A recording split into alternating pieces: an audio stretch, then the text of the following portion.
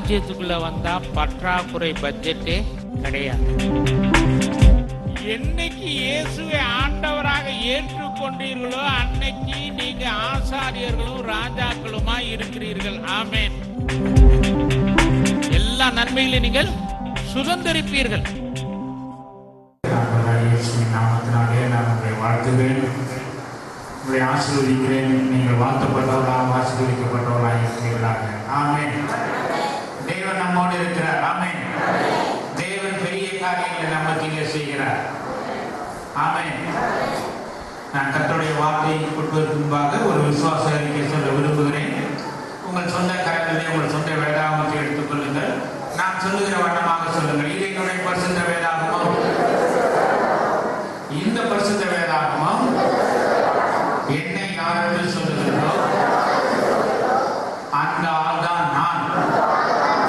இந்த பரிசுத்த வேதாகமம் எனக்கு என்னென்ன ஆசீர்வாதங்கள் உண்டென்று சொல்லுகிறதோ அத்தனை ஆசீர்வாதங்களும் எனக்கு உண்டு. இந்த பரிசுத்த வேதாகமம் என்னால் என்று சொல்லுகிறதோ அதையெல்லாம் இயேசுவின் நாமத்தில் நான் செய்வேன். இன்றைக்கும் இந்த வேத வார்த்தைகளினால் நான் ஆசீர்வதிக்கப்படுகிறேன். அழியாததும் நித்தியமானதும் என்றென்று நிலைத்திருக்கிறதுமான இந்த ஜீவ வார்த்தைகளை என் ஆவியிலே பெற்றுக்கொள்கிறேன். என் ஆத்துமாவிலே சந்தோஷத்தையும் சமாதானத்தையும் நான் பெற்றுக்கொள்கிறேன். என் சரீரத்திலே தெய்வீக சுகத்தை நான் பெற்றுக்கொள்கிறேன். நான் வெறுமையாக திரும்பி செல்வதில்லை, ஆசீர்வதிக்கப்பட்டே திரும்பி செல்லுவேன். எப்படி திரும்பி செல்வீங்க?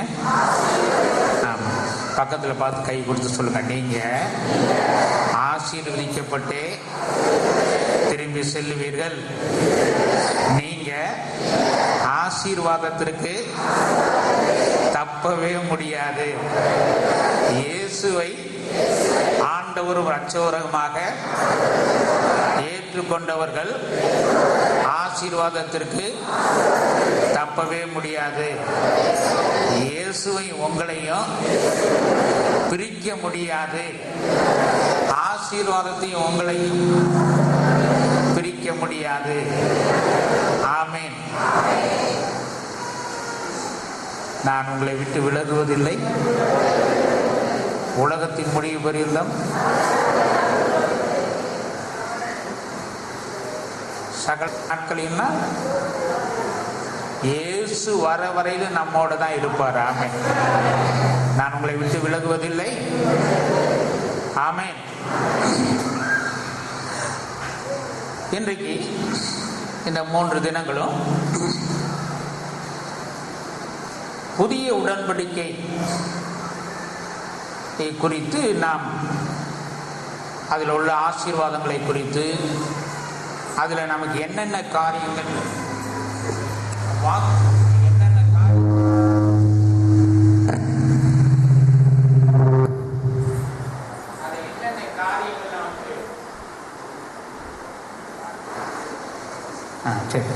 என்னென்ன காரியங்கள் நமக்கு வாக்கு பண்ணி இருக்கிறது என்பதை குறித்தெல்லாம்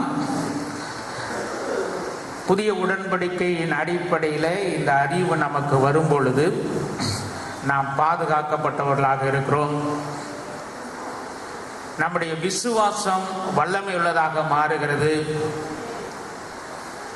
புதிய உடன்படிக்கையில் நாம் எப்படிப்பட்ட மக்களாக மாறுகிறோம், புதிய உடன்படிக்கையினுடைய சிலாக்கியங்கள் என்ன, நன்மைகள் என்ன, இவைகளெல்லாம் வேதத்தில் நமக்கு தேவன் எப்படி எழுதி வைத்திருக்கிறார் என்ற காரியங்களை குறித்து இந்த 2 நாட்களும், இன்றைக்கும் நாளைக்கும் நாளை அடுத்த தினமும் இந்த காரியங்களை குறித்து நாம் வேத வார்த்தைகளிலிருந்து தியானிக்க போகிறோம். புதிய உடன்படிக்கையை பற்றி இயேசுதான் நம்முடைய புதிய உடன்படிக்கையின் மத்தியஸ்தராக இருக்கிறார். இயேசுவே எல்லாவற்றுக்கும் காரணரும் எல்லா காரியத்திற்கும் மத்தியஸ்தரும், அவரை அல்லாமல் ஒன்றும் கூடாது என்பதனால பழைய ஏற்பாட்டில் இயேசுவை பற்றி சொன்ன ஒரு காரியம், இயேசுதான் அந்த உடன்படிக்கையாக இருக்கிறார் என்று ஏசாயா தீர்க்கதரிசியின் புஸ்தகம் 49ஆம் அதிகாரம் 9ஆம் வசனம் சொல்லுகிறது. வாசிங்கள். கட்டுண்டவர்களை நோக்கி புறப்பட்டு போங்கள் என்றும், இருளில் இருக்கிறவர்களை நோக்கி வெளிப்படுங்கள் என்று சொல்லவும், நான் உம்மை காப்பாற்றி உம்மை ஜனங்களுக்கு உடன்படிக்கையாக ஏற்படுத்துவேன். அவர்கள் நான் உன்னை இது மெசியானிக் ப்ராபசி, இயேசுவை குறித்து, மேசியாவை குறித்து பழைய ஏற்பாட்டிலே சொல்லப்பட்ட ஒரு தீர்க்கதரிசி. நான் உன்னை தீர்க்க தரிசனம், நான் உன்னை உடன்படிக்கையாகவே வைப்பேன். இயேசு வந்ததுடைய நோக்கம் ஒரு உடன்படிக்கை. உடன்படிக்கைன்னு உடனே இதெல்லாம் நமக்கு விளங்காத சமாச்சாரம் நிறைய இருக்கு. அக்ரிமெண்ட்டு, ஏற்பாடு, பைபிளில் புதிய ஏற்பாடு, பழைய ஏற்பாடு, இதெல்லாம் விளங்குற மாதிரி ஒரு ஏற்பாடுனோன்னு என்னமோ ஒரு ஏற்பாடு அப்படின்னு நம்ம நினச்சிடக்கூடாது.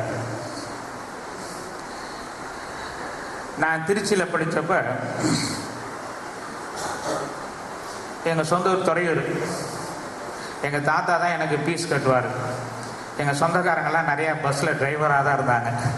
அதனால் அவங்ககிட்ட போய் சொல்லுவேன், எங்கள் தாத்தா அங்கேருந்து பணம் அனுப்பிடுவார். நான் வாங்கிட்டு காலேஜில் போய் கட்டுவேன். ஆனால் இப்போ என் பையன் மெட்ராஸில் பைபிள் காலேஜ் படிக்கிறான். ஒரு ஃபோன் எடுத்து, டாடி எனக்கு பணம் அனுப்புங்க அப்படின்னு சொன்னால், அவன் பைபிள் காலேஜ் போகிறதுக்கு முன்னமே ஒரு இன்டர்நெட் அசஸ்மெண்ட் உள்ள ஒரு பேங்க்கில் நீ அக்கௌண்ட் ஓப்பன் பண்ணுன்னு சொன்னேன். அவன் அங்கேருந்து எனக்கு ஃபோன் பண்ணோன்னே என்னுடைய டேப்லெட்டில் இருந்தே அவனுக்கு ஒரு 5 மினிட்ஸுக்குள்ளே அவனுக்கு என்ன பணம் வேணுமோ அதை அனுப்பிடுவேன். பழைய காலத்தில் அந்த ஏற்பாடு கிடையாது. இப்போ அந்த வசதி இருக்கிறது. அந்த வசதி இருக்கிறது.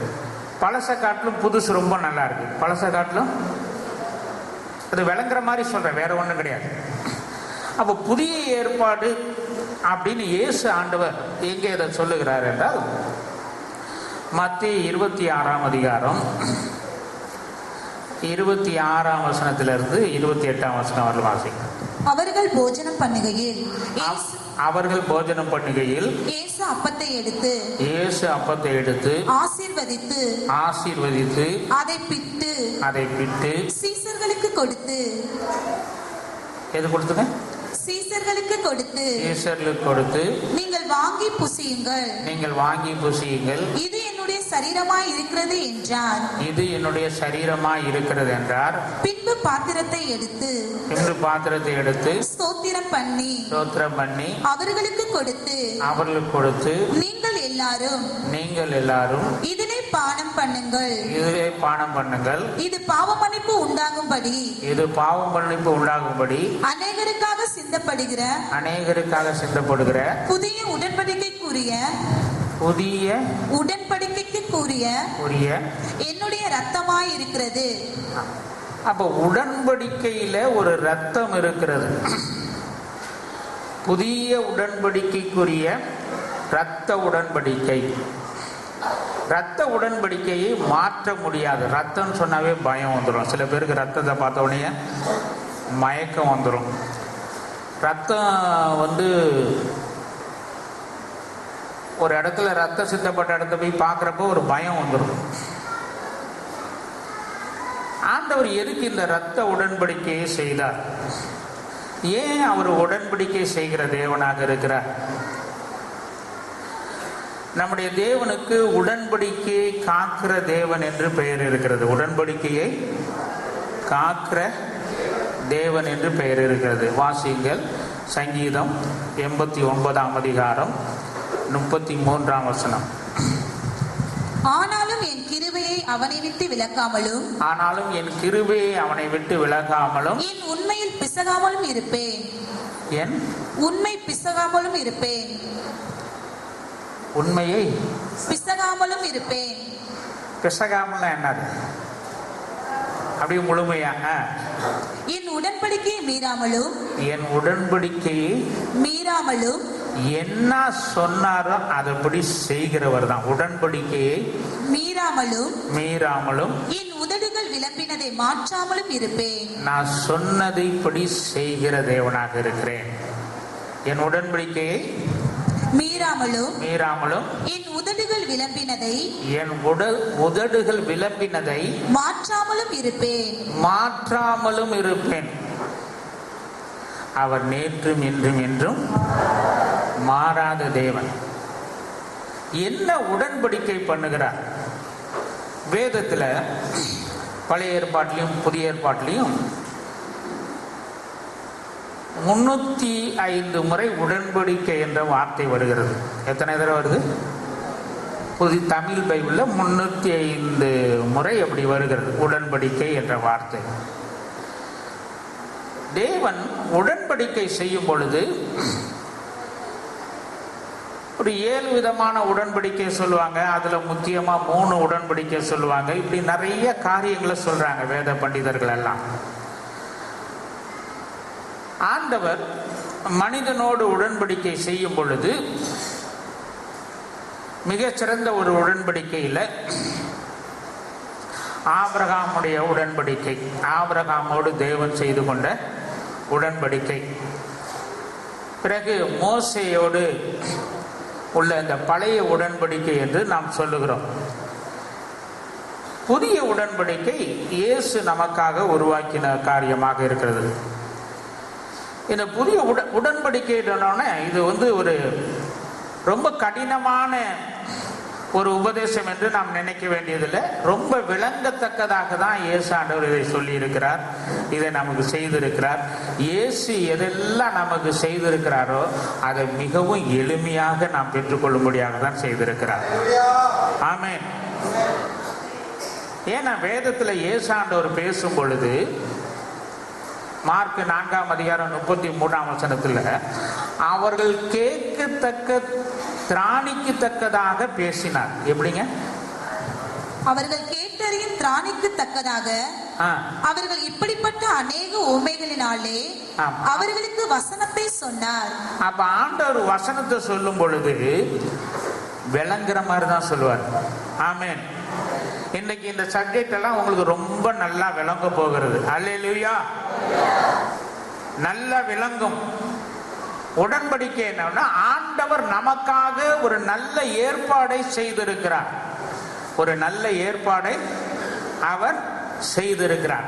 இந்த உடன்படிக்கையில என்ன ஒரு பெரிய ஆசீர்வாதம். இந்த புதிய உடன்படிக்கை குறித்து வேதம் சொல்லுகிற பொழுது எபிரேயர் 8ஆம் அதிகாரம் 6-7 வாசிங்க. இவரோ விசேஷித்த வாக்குத்தத்தங்களின் பேரில் ஸ்தாபிக்கப்பட்ட விசேஷித்த உடன்படிக்கைக்கு எப்படி மத்தியஸ்தராய் இருக்கிறாரோ அப்படியே முக்கியமான ஆசாரிய ஊழியத்தையும் பெற்றிருக்கிறார். விசேஷித்த உடன்படிக்கை என்ன உடன்படிக்கைங்க? Special covenant. ஸ்பெஷல் என்ன? சிறப்பு உடன்படிக்கை. என்னங்க? சிறப்பு உடன்படிக்கை. அப்ப இயேசுவை இரட்சகராக ஏற்றுக்கொண்டவங்க எல்லாம் சிறப்பு உடன்படிக்கையில வராங்க. எந்த உடன்படிக்கையில வராங்க? சிறப்பு உடன்படிக்கையில. அவங்களுக்கு என்ன வாக்குத்தத்தம்? விசேஷித்த வாக்குத்தத்தம். என்ன வாக்குத்தத்தங்க? விசேஷித்த வாக்குத்தத்தம்.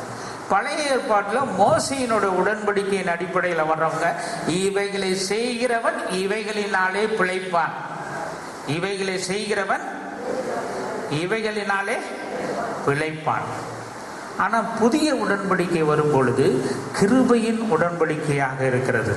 இந்த கிருபையானது உங்களோடு சேர்ந்து நான் காரியங்களை செய்வேன். உங்களோடு சேர்ந்து, பக்கத்தில் பாசுங்க, இயேசு ஆண்டவர் உங்களோடு சேர்ந்து கிரியை செய்கிறவராக இருக்கிறார். நீங்கள் எந்த காரியத்தையும் உங்க பலத்தினால உங்க அறிவினால செய்யறதில்ல. தேவ ஞானமும் தேவ கிருபையும் உங்களோடு இருக்கிறது. கிருபை என்பது உங்க ஞானத்தின் அடிப்படையில், உங்க அறிவின் அடிப்படையில், உங்க தகுதியின் அடிப்படையில் உங்களுக்கு தர்றது இல்லை. அது கிருபையாக தகுதியற்ற மனிதர்களுக்கு கொடுக்கப்படுகிறது. ஆமென். சொல்லுங்க, நம்முடைய தகுதியே தகுதி இல்லாததுதான் நம்முடைய தகுதி. தகுதி இல்லாததுதான். ஏன் அப்படின்னு சொன்னா, இந்த தகுதியினால இந்த கிருபையை நான் பெற்றுக்கொண்டேன்னு யாரும் தேவனுக்கு முன்பாக மேன்மை பாராட்ட முடியாது. யாரும் தேவனுக்கு முன்பாக மேன்மை. அதனாலதான் தாழ்மை உள்ளவர்களுக்கு கிருபை அளிக்கிறார். தாழ்மை உள்ளவர்களுக்கு கிருபை அளிக்கிறார். அப்ப இந்த புதிய உடன்படிக்கை கிருபையாக நமக்கு கொடுக்கப்பட்டிருக்கிறது. ஏன் உடன்படிக்கை வைக்கும் பொழுது, உடன்படிக்கையுடைய ரகசியம் என்னன்னு கேட்டீங்கன்னா, நிறைய பூமியில நாம பார்க்கும் பொழுது நடக்கிற காரியங்கள் என்னன்னா, ஒரு நாடு ரொம்ப பெரிய நாடா இருக்குன்னு வச்சுக்கலேன். இப்ப அமெரிக்காவோட நமக்கு ஒரு உடன்படிக்கை இருக்குன்னு வச்சுக்கலேன். அவங்க சில சரத்தெல்லாம் வச்சிருப்பாங்க. இந்தந்த பொருள் தான் இந்தியாவில இருந்து எக்ஸ்போர்ட் பண்ணணும், இந்தந்த பொருள் தான் இந்தியாவில இருந்து இறக்குமதி செய்ய வேண்டும், இந்தந்த பொருள் இந்தியாவில இருந்து இறக்குமதி செய்யக்கூடாது. நம்ம ஊர் வாழைப்பழத்தை ஜப்பானுக்கு அனுப்ப முடியாது. நம்ம ஊர் வாழைப்பழத்தை எங்க அனுப்ப முடியாது? ஆமா, அவங்க எல்லாம் நம்மளுடைய தரத்தை பார்த்து தான் வாங்குவாங்க. கெட்டு போறதெல்லாம் அங்கே அனுப்ப முடியாது. இப்போ ஒவ்வொரு நாடும் ஒரு உடன்படிக்கை பண்ணால் ஒவ்வொரு சில பொருட்களை ஏற்றுமதி செய்யலாம், அங்கிருந்து ஒரு சில பொருட்களை இறக்குமதி செய்யலாம். அந்த உடன்படிக்கை இருந்தால் தான் அந்த தொழிலே நம்ம அவங்களோட செய்ய முடியும். ஆனால் உலக வழக்கமாக பெரிய நாடுகளோடு சின்ன நாடுகள் எப்படியாவது நமக்கு ஒரு ஒப்பந்தம் உண்டாகாதா, வியாபாரத்துக்கான ஒரு ஒப்பந்தம் உண்டாதான்னு இவங்க ட்ரை பண்ணுவாங்க. இவங்க முயற்சி செய்வார்கள், இவர்கள் முயற்சி செய்வார்கள். ஆனா தேவன் உடன்படிக்கை செய்யும் பொழுது மனிதன் முயற்சி செய்யவில்லை, தேவன் தானாக வந்து நம்மோடு உடன்படிக்கை செய்திருக்கிறார். ஏன் அப்படி செய்கிறார்னா, அவர் முதல் காரணம் நம்மை அவர் கனப்படுத்த விரும்புகிறார். உலகத்துல ஒரு கணவனை மனைவி மதிக்காம இருக்கலாம், மனைவியை கணவன் மதிக்காம இருக்கலாம், பெற்றோர்களை பிள்ளைங்க மதிக்காம இருக்கலாம், மற்றவர்கள் ஒருவரை ஒருவர் கனப்படுத்தாம இருக்கலாம். ஆனா உங்களை கனப்படுத்த தேவன் விரும்புகிறார். ஆண்டவர் உங்களை பார்த்து நீங்க விசேஷித்தமானவர்கள் என்று சொல்லுகிறார். நீங்க என்னங்க சொல்லுங்க, பக்கத்துல பார்த்து நீங்க சம்திங் ஸ்பெஷல் சொல்லுங்க.